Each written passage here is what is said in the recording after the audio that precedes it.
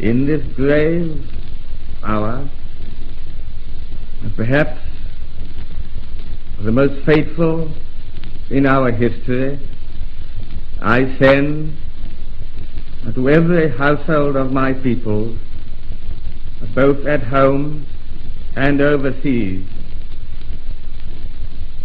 this message. For the second time in the lives of most of us, we are at war. For we are called with our allies to meet the challenge of a principle which, if it were to prevail, would be fatal to any civilized order in the world. The peoples of the world would be kept in the bondage of fear, and all hopes of settled peace and of the security of justice and liberty among nations would be ended. For the sake of all that we ourselves hold dear, it is unthinkable that we should refuse to meet the challenge. It is to this high purpose that I now call my people at home and my peoples across the seas, who will make our cause their own. I ask them to stand calm and firm and united in this time of trial. The task will be hard. There may be dark days ahead, and war can no longer be confined to the battlefield.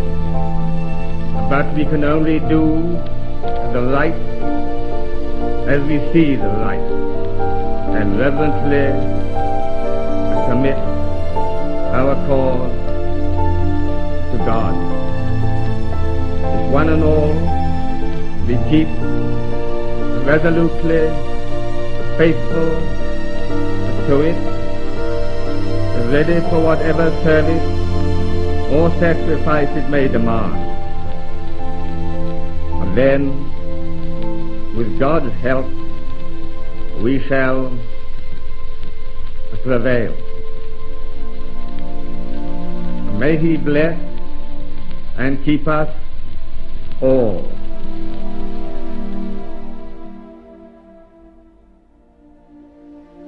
The enemy attacked us on all sides with great strength and fierceness. Pressing in upon the narrow exit, both from the east and from the west, the enemy began to fire with cannon upon the beaches by which alone the shipping could approach or depart. They sowed magnetic mines in the channels and seas.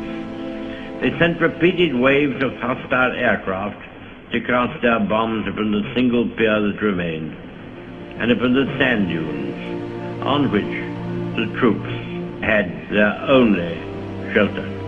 For 4 or 5 days an intense struggle reigned.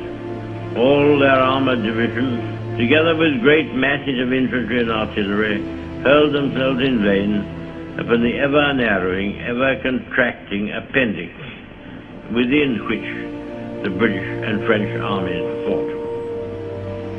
They had to operate upon the difficult coast under an almost ceaseless hail of bombs and an increasing concentration of artillery fire. It was in conditions such as these that our men carried on with little or no rest for days and nights on end. The enemy was hurled back by the retreating British troops. Sir, I have myself full confidence that if all do their duty, if nothing is neglected, And if the best arrangements are made, as they are being made, we shall prove ourselves once more able to defend our island home, to ride out the storm of war, and to outlive the menace of tyranny, if necessary for years, if necessary alone. At any rate, that is what we are going to try to do. That is the resolve of His Majesty's government, every man of them.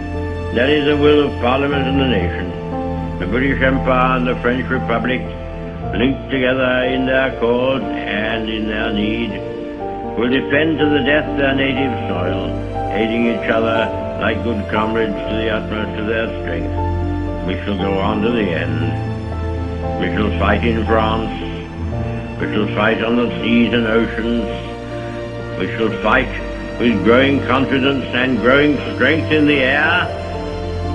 We shall defend our island, whatever the cost may be. We shall fight on the beaches. We shall fight on the landing grounds.